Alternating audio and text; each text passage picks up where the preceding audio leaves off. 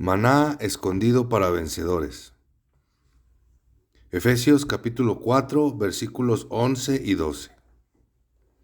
Y él mismo dio a unos como apóstoles, a otros como profetas, a otros como evangelistas, a otros como pastores y maestros, a fin de perfeccionar a los santos para la obra del ministerio, para la edificación del cuerpo de Cristo. La epístola a los Efesios nos es compartida por el hermano Adolfo de la Rosa. El tema, entrenando a los santos, llevándoles a una preparación total para la edificación del cuerpo de Cristo. Gracias, hermano. Hermanos, pues estamos en la epístola a los Efesios. Estamos en capítulo 2, capítulo 3, terminamos ya capítulo 1 y capítulo 2. Estamos en capítulo 3. En capítulo 3, versículos del 1 al 4, hay 5 palabras muy importantes que denotan realmente, pues podríamos decir, lo que era el apóstol Pablo. Si usted quiere decir, por ejemplo, versículo 1, o sea, Efesios capítulo 3, versículo 1, por ejemplo, la palabra prisionero. Claro, estamos hablando de Pablo, prisionero de Cristo Jesús. ¿Sí? Bueno, entonces, pero la palabra prisionero, específicamente. En el verso 2, la palabra mayordomía. Luego también en versículo 2, la palabra gracia, que es la que vamos a ver hoy. Luego después, en versículo 3, la palabra revelación. Y luego en versículo 4, la palabra misterio. Dicho de otra manera, misterio de Cristo.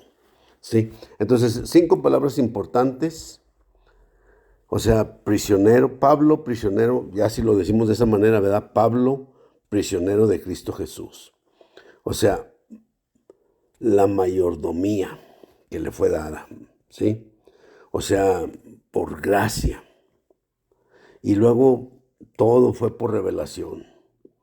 Y luego dice, leyendo lo cual podéis entender cuál sea mi conocimiento en el misterio de Cristo.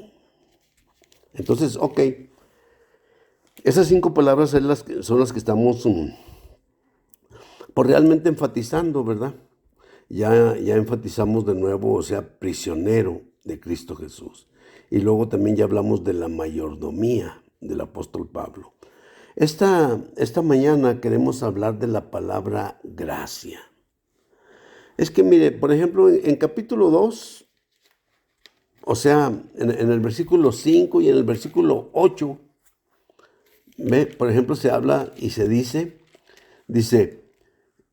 aún estando nosotros muertos en delitos, nos dio vida juntamente con Cristo. Dice, por gracia habéis sido salvos. Está bien, ¿verdad? Verso 8 dice, porque por gracia habéis sido salvos, por medio de la fe. Y esto no de vosotros, pues es don de Dios.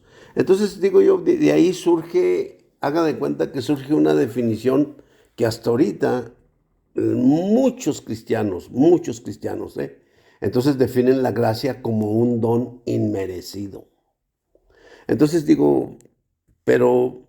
podríamos decir que eso sería, vamos a decir así, la gracia inicial. ¿Sí me explico? Entonces aquí Pablo dice que en la mayordomía que él está llevando a cabo, dice,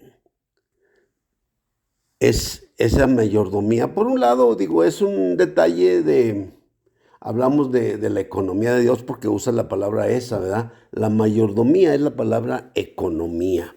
Entonces, los traductores están traduciendo por mayordomía, que me parece excelente, ¿verdad? Excelente, ¿por qué razón? Porque Pablo es un mayordomo de la economía de Dios, del plan de Dios, del propósito eterno de Dios, de la voluntad de Dios. y si decimos aún del consejo de Dios. Entonces Pablo es realmente un apóstol, un mayordomo, o sea, de todos esos aspectos, si los decimos de esa manera, ¿verdad? Entonces, aquí, esta mañana, queremos, dice, de la gracia de Dios que me fue dada para con vosotros. Este es un punto muy importante porque, es decir, la mayordomía que Dios le dio, o sea, Dios se la dio a Pablo para con ellos, para los gentiles, ¿ve? Y eso es importante recalcarlo. Pero fíjese, por ejemplo, si usted ve, digo yo le voy a mostrar algunos versos, por ejemplo, o sea, Hebreos 4:16,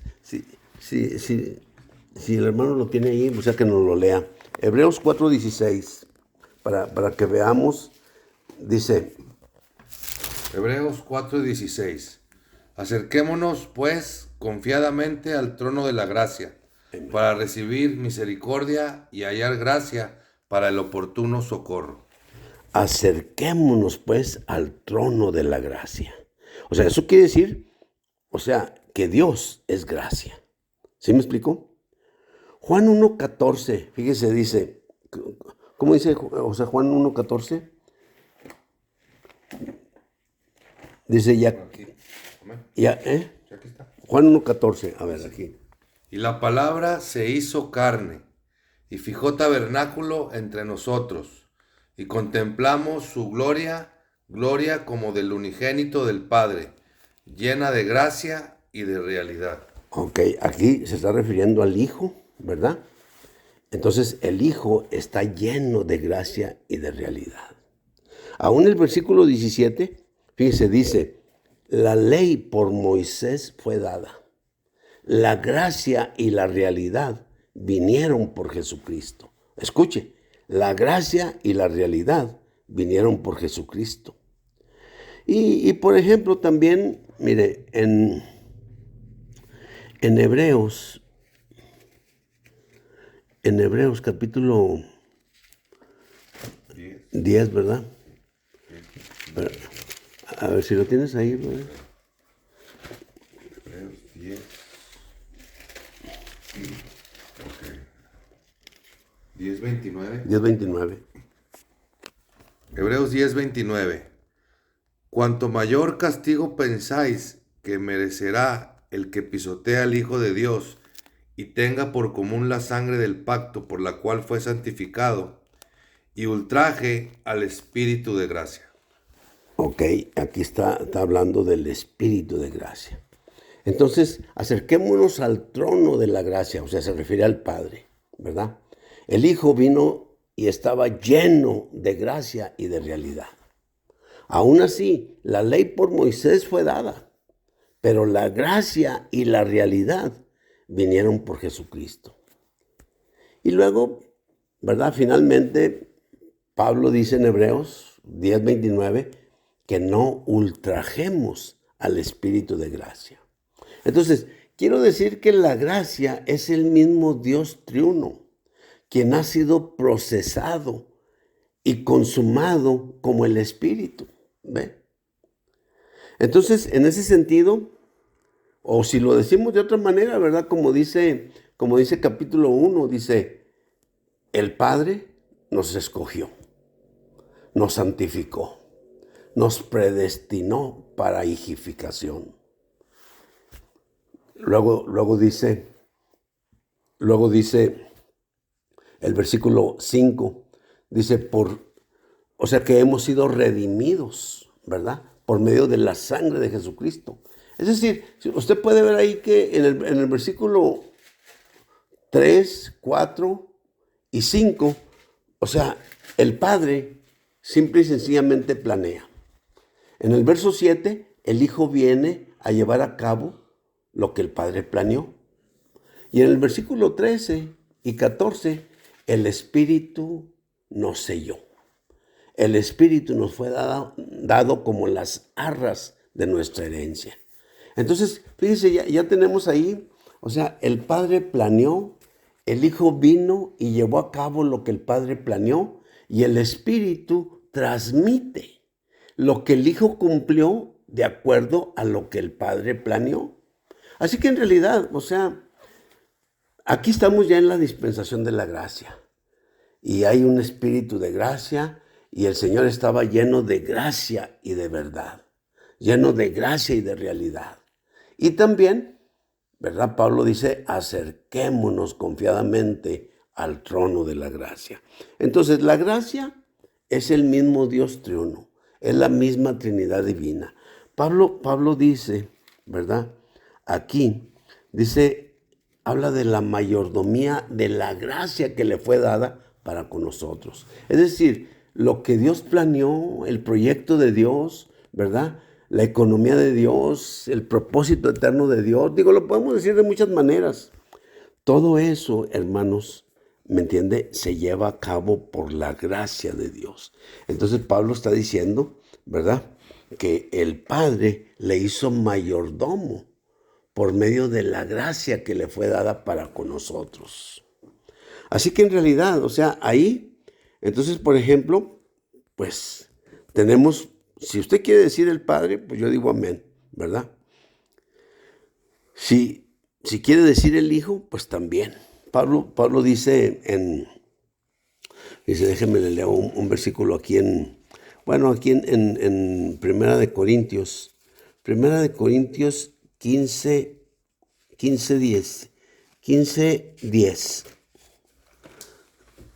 Primera de Corintios 15:10. Ese.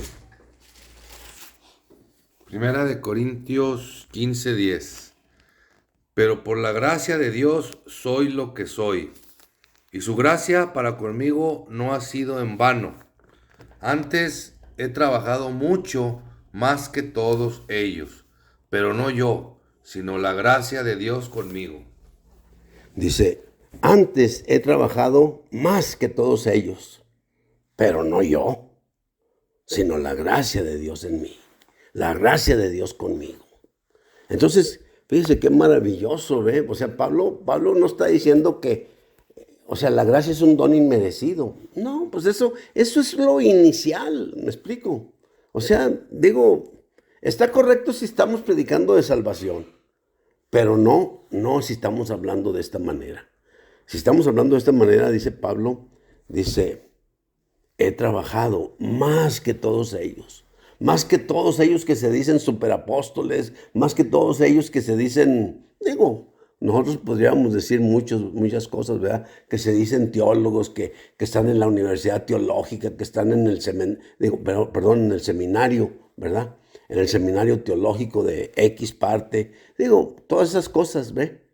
Pablo está diciendo, bueno, yo he trabajado más que todos ellos, pero no yo, sino la gracia de Dios en mí. Entonces, quiero decir, o sea, y queremos mostrar, me explico, que la gracia es el mismo Dios triuno. La gracia es la misma Trinidad divina, ¿ve? El Padre planeó, el Hijo llevó a cabo lo que el Padre planeó y el Espíritu transmite lo que el Hijo cumplió de acuerdo a lo que el Padre planeó. Así, sencillo. Y entonces, pues todos ya estamos ahí. Digo, ahí, en esta era de la gracia.